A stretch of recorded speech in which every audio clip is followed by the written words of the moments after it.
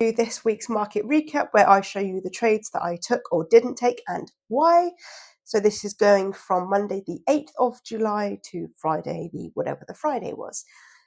So at the moment I am trading two main strategies. One is in a range band market and one is when we have a trending market.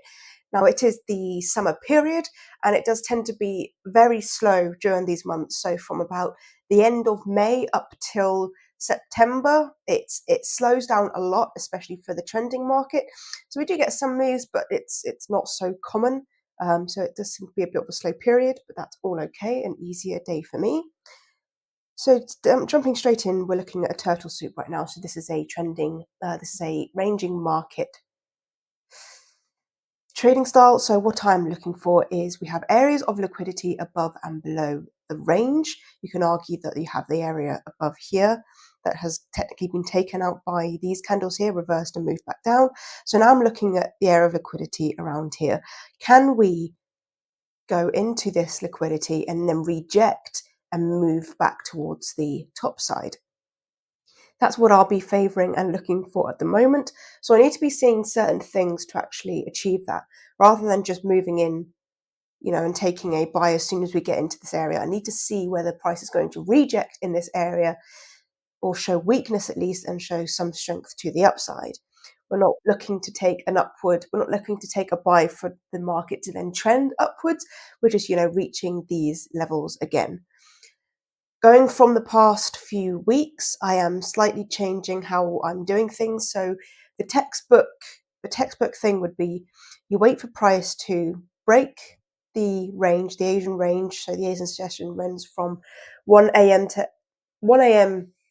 and then till London opens at 8 a.m. It still runs for a little bit after that, but I'm looking at the London Open as my basically when that happens, that's when I can take a trade, so not before that. But yeah, anytime in the London session. So yeah, looking for weakness to the downside, strength to the upside, and going from the past few weeks. So the textbook is you'd wait for the break and then you would target this area. So the trade would look something like this. So say this is our entry point, you'd go some pips. I go 2 pips below the low, so say that would be there. And then we'd be targeting this high. And that would be the textbook trade. However, a few things. As you can see, we've been into this area of liquidity and swept that.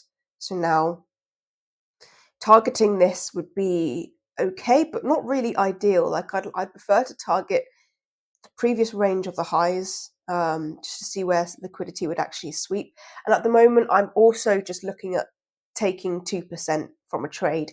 Unless it's a really high probability, let it run, or it's got high probability of running to the other side, that's fine. But right now, I am just happy to look at taking 2% and walking away with 2%. Like that's fine for me. That actually works out really well in terms of where it clashes with the other. This liquidity has already been taken, obviously, so we're not really looking to target this liquidity, but you have, kind of got parts a lot around here.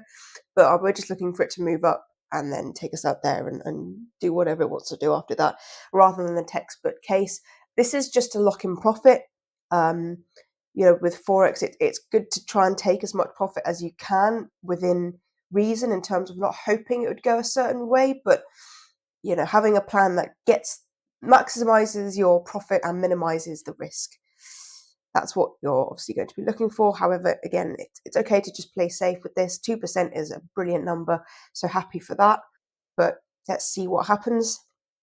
So this is the 8 o'clock candle. This is when London opens. So we haven't broken that level yet. We are seeing some weakness to the downside and upside because we're struggling to move to the downside. But equally, we're not seeing any momentum to the upside. You see a slight shift here because we close solid, but it's a very small candle in comparison. Approaching the low, but do we break? And if we break, how do we break? So approaching the low, I'm really struggling to break this area at the moment. So this is kind of two signs. It's good that in the sense that we're struggling to break, which means there is low momentum to the downside. We're already bouncing off this area of liquidity as it is. And there we go. We break with momentum. So we have a strong break. What happens next? To take a trade, I'd ideally like to see a retrace, to retrace that whole candle, because we've seen struggling to break to the downside, but then we see momentum to the downside. Does momentum continue, or do we see that there might be a reversal here? So the next candle could determine whether we take an entry or not. So we don't continue with the same momentum, but we don't reject with momentum and move to the upside with momentum. So that's telling me that there is also weakness to the upside, i.e. it might not continue to the upside. If we continue up and get a good momentum candle, then I'll be taking it.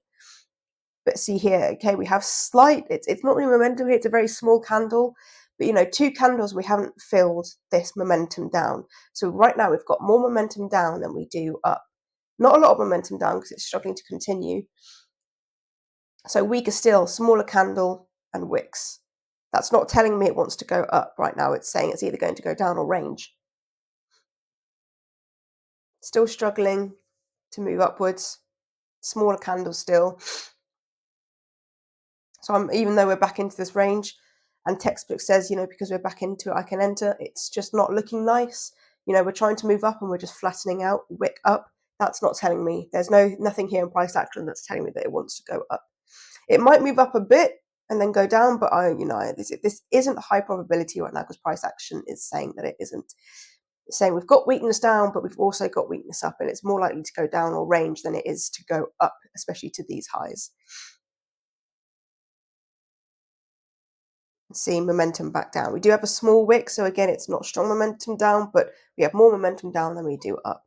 So that kind of goes it for that one. I'm not looking for anything now because it's it's close to the New York Open, so I'm not really looking for trades at this point. Here you go. We do have some nice momentum up here, but it's it's kind of you're moving away from the Asian range now and having its own thing. So we didn't take any trades on a Monday. I don't know if that would have, looking back at it, I don't know if that would have completed our trade when we had, or what did we do? I can't. Well, it depends where. So where would we have entered? That's the only nice candle to enter on. I mean, I guess you can kind of claim this one for niceties.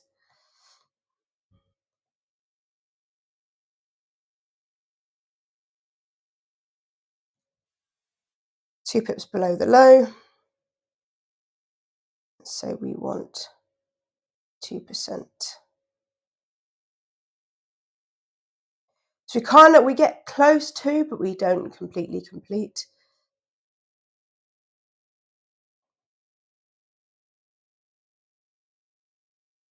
Yeah, and then it just goes on to range. So I think that's getting closer. You're in the negatives here anyway at the end of both sessions. So you don't want to be in a trade at this point anyway, especially if it's in the lows. But yeah, there you go. It takes out. So it kind of gets close to the 2% mark, but yeah, not really. But that just goes to show what this price action is saying. It's not saying it wants to go up, even though it did go up a little bit. Only went halfway to the range, which is quite interesting actually. I don't know much about that, but it is interesting when you see little things like that play out. But yeah, then it's just not really. I don't really want to be taking one-to-one trades. They're kind of a not really high risk reward. So it's kind of one of those mediocre trades. Unless you can have a different entry where it maximizes your reward, it's just not really worth it. But yeah, so no trade on a Monday. Happy with that. Glad I saved myself there a certain percentage. I saved myself 0.5% there. So 3 o'clock, 4, 5, 6, 7. So this is just before London Open. So looking at where price is now, we're going to be looking for a sell. We're looking for price to break up. It could come down, break the low, and then move up. But where price is right now, just before London Open, I'll be looking for a break up into this liquidity, a reject, and move down. And again, similar to Monday, it's how we approach, how we break, and how we react. I'm sure there's a thing there. Approach, break, react. ABR. We need ABC, don't we? What would the C be? Consolidate. Conclusion. Consequence. I don't know. I need a C word. ABC. Approach, break, conclude? No, I don't know. But anyway, so the 8 o'clock candle, this is a shame actually, because if that moved up slightly more, I do remember actually watching this and I was hoping so much that it would break this line, because that's a perfect entry candle. And depending, I do have in my plan that if we don't break, but we get an obvious shift in momentum to the other side, then we can take that. This candle in itself is really nice. However, in the current area that it's in, we could range in this part and then break. To see a push, for it to not break, but me to still take a trade, I'm looking for obvious weakness, like maybe even, a channel, and then a shift in momentum that basically undoes the previous parts of work. So it's like if we didn't have these candles here and it pushed down and undid a lot of these candles, then that's showing me that there's momentum to the downside. Whereas just because this is more of a range rather than shifting momentum to the downside, it wasn't something that I was willing to take. I needed to see a good shift in momentum and undo of the previous work. So this was a really nice candle. I did really like this, but it's just the area I wasn't too happy with, and we didn't break, which was a shame. But it is what it is in that respect. I guess you can kind of see that we're tapping in, we need to, because of this shift up, we've got this move up and a shift up. The fact that it's moved down here, people are selling here, so their stops are in this area. So we kind of do want to take that out, especially with this kind of price action, because we could very easily just continue up, trickle into this area and then move down. So nice candle, and it's one of those things in hindsight, I think this does actually work out, but it's at the time, you've got to go from based on what you see. Hindsight is, not good to us here. We've got to go from what we see, because the majority of the time it's what happens. Majority of the time this might not play out at all. This one time it might, but 9 times out of 10 it doesn't. And that's, where you're protecting your capital from all the other losses. So we didn't get an entry here. We didn't break. Price moves down. Does it complete? Yeah, basically, sort of, not really. So again, it's one of those where it's like we've got this wick here, which is technically the low, and it doesn't go to the wick, but it does go to this area here, which is one of the things that I'm looking at in terms of like, what is my target? Is my target going to be the low? Does that make sense? Because especially if you have a news event, actually that is a news event, well, we have some news events with that candle isn't. But when you have a candle that moves down and then a wick, is that wick part of the range, or is it an anomaly? Is it a breakout of previous ranges to test and then continue? So it's like, do we actually have stops there, or where are the stops actually? So, it's under this area, but where's the area? So my target point is going to be something that I'm going to be looking at, and I guess slightly not adjusting, but making sure that it's a good target area. Like previously we did the whole, whether it's 2% or just something that actually makes sense, rather than going from the textbook standard, what is the low of the range, and are we just going to go from that? So didn't manage to get into this one. Would have been a lovely trade, but lo and behold, it's better to stick to your plan and not take on the whim that it might work out, because that's what I've done recently, and that's how I've lost money rather than make it, because I'm basing it off of hope rather than anything productive. So that's a Tuesday. Going to a Wednesday, and you can see that there's a thing there already. What time's that? 7.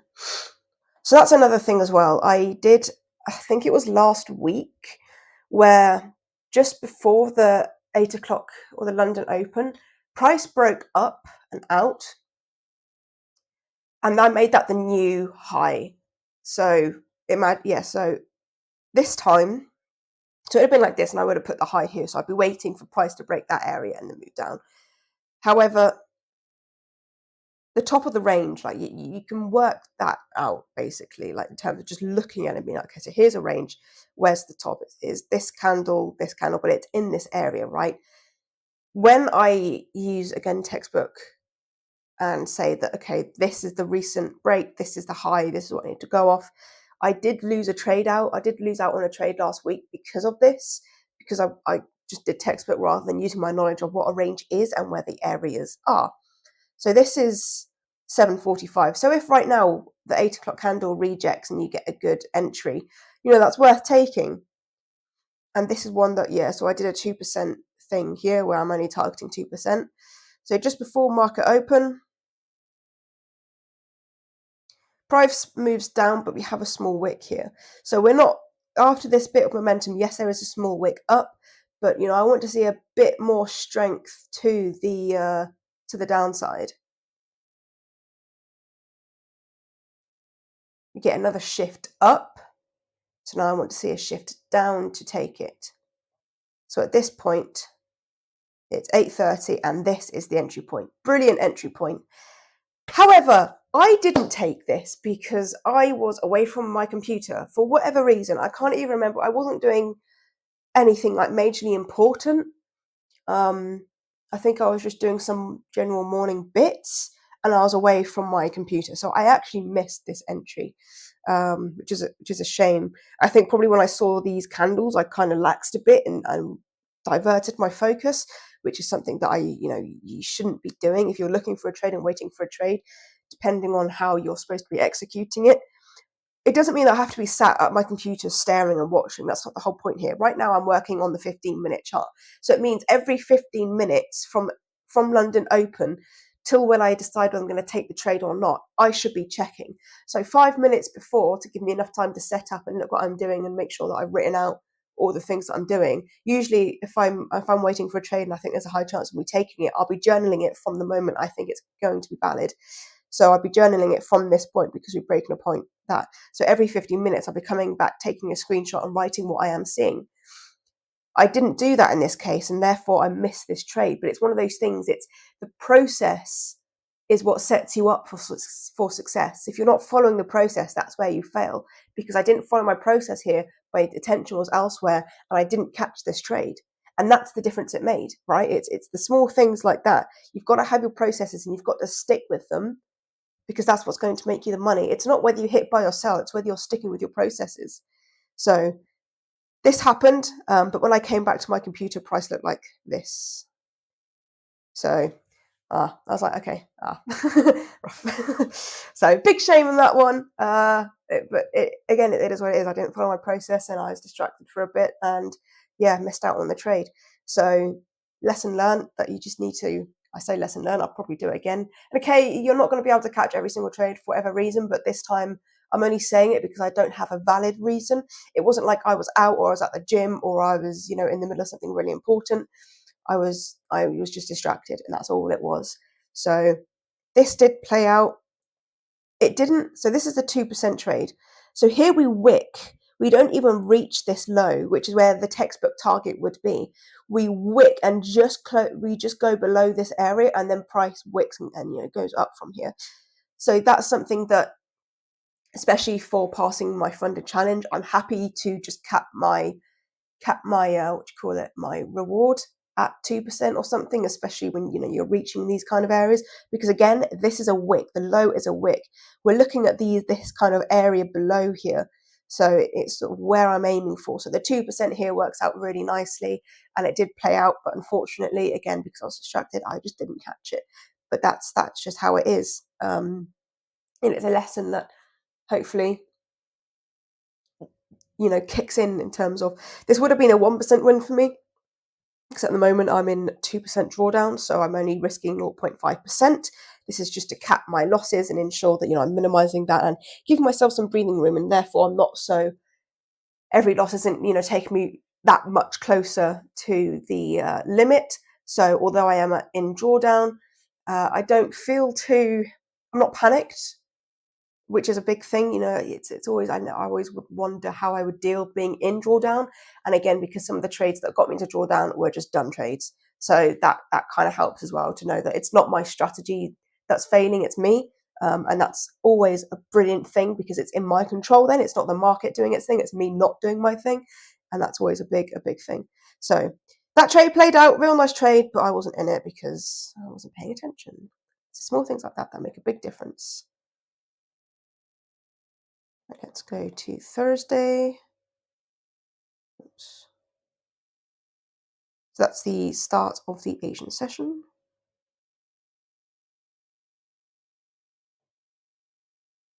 5, 6, 7. Go to the 15-minute. So this is just before the London Open, and already you can see we flirted with the top of this and then had a shift down and starting to move down, but not continuing. We shift down, but do we continue with momentum, or do we see weakness? We get 2 wicks here which show weakness, which does mean that we can, come back up, retest, and then move back down. So it's just a case of, see what happens at this point. But we keep moving down, so at this point it's kind of like, well, we're just in no man's land for a while, so I'm not expecting anything there to be. And then obviously we can see this button down here, or this news event down here at 1:30. So the later or the closer it gets to that, I don't want to be taking a trade because it could go either way. It could take me out, do enough just to take me out, could do no damage at all. But I don't want to be trading in major news events. So the closer it got, I just walked away because I wasn't interested, and we just stayed in the range anyway. So nothing really going on a Thursday. Yeah, see. And goes boom. Yeah. So where price was, we were looking for it to come up and then down, but that went up. That very much went up. So after a big news event like this, you're expecting some volatility for price to come down and decide what it wants to do. You've got these massive wicks that need filling and sorting out, and price to just steady out again. Get a big move up, big move down. And does its work, just coming back into this range. So there we go. We've got the Asian session starting here.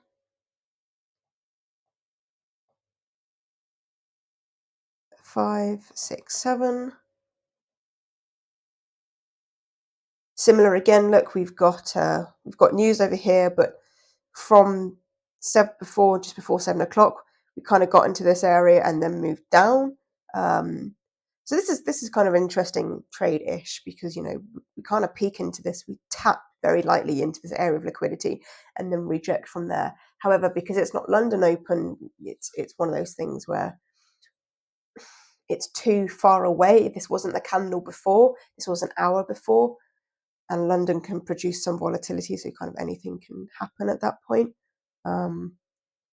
So I'm still looking for, to come up and back down again. So we moved up with momentum here. So we've moved down with momentum, flattened out, and then moved back up with some momentum, approaching a high again.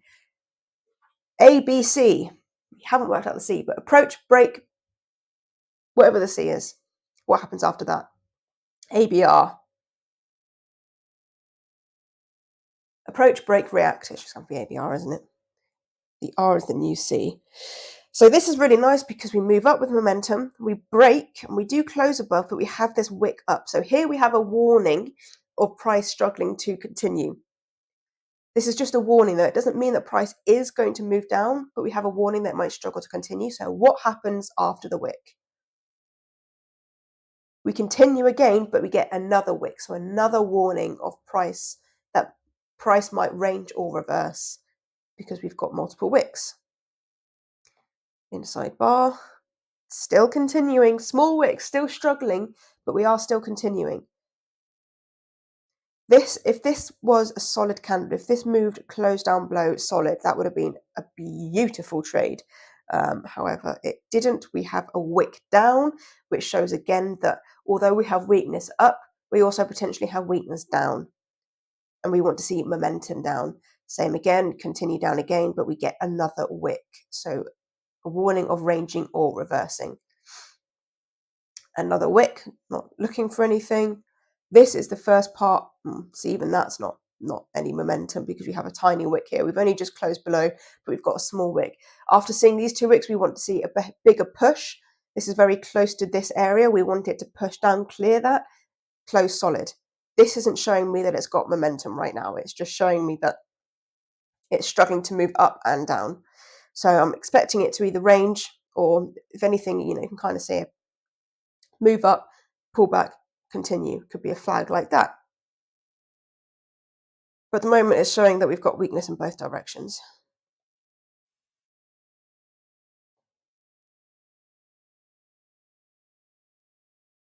Yeah. Struggling to move up, struggling to move down. moves up a bit, retraces. Fails to continue moving down, retraces. So we're just ranging in this area right now. So there's no, oh yes, and then the news event. So we just ranged before the news, and that is what it is. So we weren't looking for anything there just because there's nothing in price action. There was a good weakness to the upside, but there wasn't momentum to the downside, or certainly not enough. So it is what it is. So no trades that week, apart from the one on a Tuesday that I missed. So, but pretty slow week. But again, in this period, summer and a lot of the news events early in the month means that there's a lot of ranges, but not ranging in the direction that we want it to. But that's absolutely fine. So yeah, just going to continue, but making sure that I follow my processes and stick to what I need to do and move forward like that. But that's all from me. Hope you had some insight or some value from this. Again, Tuesday rather than a Monday, or Friday to Monday. But yeah, still sorting routines and stuff out. The summer is very disruptive in all senses, because we had the it was the Euro finals this Sunday, and it was a great time with the village watching England and Spain play. But Spain came out on top, so congratulations to them, but very sad for us. So, but yes, I was feeling a bit sensitive yesterday morning, but we're all good now, back in the hood, going to continue working. But yeah, thank you very much, guys. Hope you have a wonderful day, wonderful week, and I shall see you all very soon. Ta-ra.